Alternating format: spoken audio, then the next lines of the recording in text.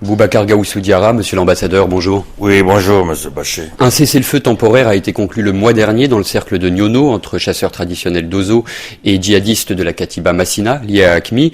Cet accord a été conclu sous l'égide du Haut Conseil islamique, mandaté par les autorités. C'est une première. Oui, c'est une première dont nous nous satisfaisons. Ça a été un vrai traumatisme dans l'opinion, l'encerclement de Farabougou par des groupes terroristes. Et donc, si ce village martyr est libéré, il faut s'en réjouir. Cet accord a été conclu directement avec les djihadistes de la Katiba Massina, pas avec des intermédiaires locaux ou communautaires.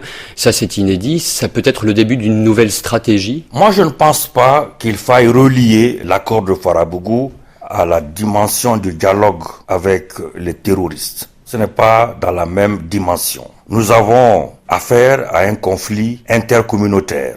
Avec la Katiba Massina, liée à AQMI. Oui, mais en fait, à l'origine, c'est un conflit intercommunautaire. Et l'armée était gênée d'agir sur le terrain pour ne pas enflammer le conflit intercommunautaire. Les djihadistes de la Katiba Massina exigent, pour que le cessez-le-feu soit maintenu, le départ de l'armée malienne du village de Farabougou.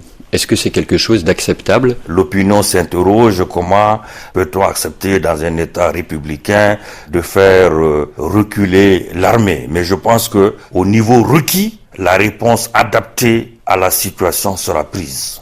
Est-ce que cet accord de Nyono peut servir de modèle pour d'autres discussions dans d'autres endroits du centre du Mali? Il n'y a pas besoin de faire de Farabougou un modèle. Déjà par le passé, les populations elles-mêmes, qui sont encerclées par les groupes, ont, à travers les leaders communautaires, décidé de se parler. Ça a été le cas à Douentza, à Koro, à Bankas. On a signé un nombre appréciable d'accords depuis, peut-on dire, juillet 2019. Mais ce sont des accords humanitaires. En ce sens que ces accords n'empiètent pas sur le modèle d'État républicain du Mali. Ces accords ne nous interrogent pas sur la laïcité de notre État. Mais justement, ces accords intercommunautaires ou humanitaires montrent aussi leurs limites lorsqu'ils ne sont pas conclus directement avec les groupes djihadistes. Certains d'entre eux sont battus en brèche du jour au lendemain et n'empêchent pas les attaques. Oui, quand on regarde ces accords, ils sont la preuve que les milices communautaires ont échoué dans la défense des communautés. C'est parce que les communautés ont le sentiment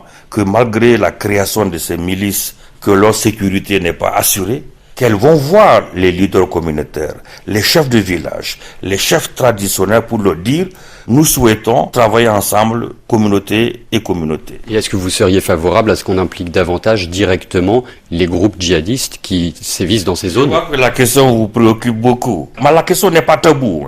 Au cours du dialogue national inclusif, cette question est venue en force. Bon, maintenant, il faut laisser l'État s'organiser pour entrevoir les meilleures manières de gérer cette question. On a donc parlé de ces accords à échelle locale. Vous l'avez rappelé, les autorités nationales de transition ont plusieurs fois affirmé leur volonté d'ouvrir un dialogue avec les groupes djihadistes, cette fois à l'échelle nationale. Est-ce que vous savez si des premières démarches ont déjà été entreprises? Je ne suis pas au courant. Mais je pense que c'est une question extrêmement délicate que l'on ne peut pas prendre à la légère sans, au niveau le plus élevé, prendre les dispositions nécessaires. Est-ce que le niveau le plus élevé vous a déjà sollicité pour prendre attache? Je n'ai pas été sollicité pour participer à quelque équipe que ce soit pour le moment. Peut-être que les gens vont trop en besogne. Les autorités ont rappelé la volonté de trouver une solution endogène à cette crise profonde. Il faut leur laisser le temps de gérer cela. Les chefs du groupe de soutien à l'islam et aux musulmans, Iyad Akrali et Ahmadoun Koufa, sont des personnes avec qui parler pour trouver justement une solution endogène, comme vous le dites? Vous aurez remarqué qu'on n'a jamais, au niveau le plus élevé, donné les noms de ces deux personnages. Je pense que c'est une bonne chose. Le dialogue ne veut pas dire qu'il faut négocier directement avec ces personnages. De très nombreux jeunes ont adhéré à ces groupes pour des raisons fort éloignées de l'islam. Mais ce n'est pas avec ces jeunes que l'État malien peut conclure un accord ou un pacte de non-agression à l'échelle nationale. Non, je crois que c'est une erreur de penser qu'il faut commencer par les plus grands pour arriver à une solution. Si on parvient progressivement à faire comprendre aux lieutenants et aux autres qui se sont trompés de voie, peut-être que À leur tour, ceux dont vous parlez comprendront la nécessité d'inscrire leurs actions, non dans l'action terroriste, mais dans le dialogue. Boubacar Gaoussou Diarra, monsieur l'ambassadeur.